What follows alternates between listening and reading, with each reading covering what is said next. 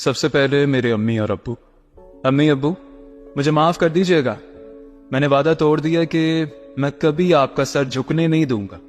ایک بیٹا ہو کر میں نے وعدہ توڑ دیا کہ میں ہمیشہ تمہاری حفاظت کروں گا اور تمہیں مجھ پر ناز ہوگا. ایک بھائی ہو کر میں نے وعدہ توڑ دیا کہ تمہیں جب کبھی میری ضرورت پڑے گی میں تمہارے لیے آؤں گا.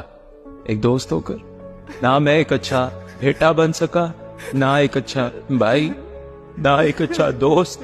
میں جانتا ہوں کہ میں پرفیکٹ نہیں ہوں میں پرفیکٹ، لیکن آج میں سب کی ایک وجہ بتانا چاہتا ہوں. میں بتانا چاہتا ہوں کہ میں ایک میدان میں ہوں، ایک جنگ کے میدان، ایک ایسے جنگ کے میدان میں جہاں اس پار بھی میں ہوں اور میرے مقابل بھی میں ہی کھڑا ہوں. یہ مجھ سے میری ہی جنگ ہے اور میں تھک چکا ہوں. مجھ سے اور نہیں ہوتا اور نکلنے کا کوئی راستہ نہیں ہے. اور تم لوگ آتے ہو اور کہہ کر چلے جاتے ہو کہ میں بدل چکا ہوں اور سنجیدہ ہو چکا ہوں اور اب میں پہلے جیسا نہیں رہا. میں وہ کبھی تھا ہی نہیں جو تم نے مجھے سمجھا. اور رہی بات یہ سنجیدگی کی، یہ سنجیدگی نہیں ہے، یہ ایک شور ہے مجھ میں جو خاموش بہت ہے. تم تصور نہیں کر سکتے کہ میری حالت کیا ہے. کیا کر سکتے ہیں؟ افسوس تو تب ہوتا ہے جب یہ خیال آتا ہے کہ کیا بنانے والا نہیں جانتا کہ میں تھک چکا ہوں. اللہ کہتے ہیں کہ وہ اپنے پیارے بندوں کو آزمائشوں میں ڈالتا ہے. یہ کیسی آزمائش ہوئی بلا جس کا کوئی کنارہ ہی نہیں ہے. ایسے لگتا ہے جیسے دونوں جہانوں کا عذاب مجھ پر ہی آ ٹوٹا ہے. کہ وہ نہیں جانتا کہ میں کتنی بار آسمان کی طرف دیکھ کر رویا ہوں. کوئی اندازہ ہے میرے ساتھ یہ ظلم، زیادتی، یہ ناانصافی کیسی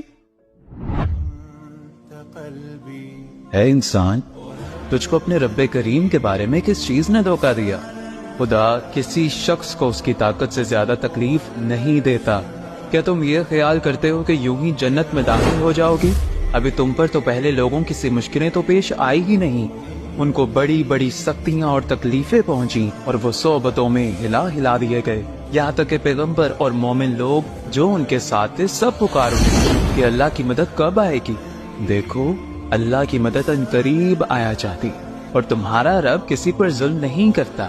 ہم نے انسان کو پیدا کیا اور جو خیالات اس کے دل میں گزرتے ہیں ہم ان کو جانتے ہیں اور ہم اس کی رگ جان سے بھی زیادہ اس سے قریب ہیں. کیا اس کو معلوم نہیں کہ خدا دیکھ رہا ہے؟ ہم دیکھ رہے ہیں. تمہارا بار بار آسمان کی طرف منہ کرنا. یاد رکھو اللہ کے ذکر سے ہی دلوں کو سکون حاصل ہوتا ہے. اپنے رب کے علاوہ کسی سے امید مت رکھو اور تمہاری آخری منزل اللہ ہے.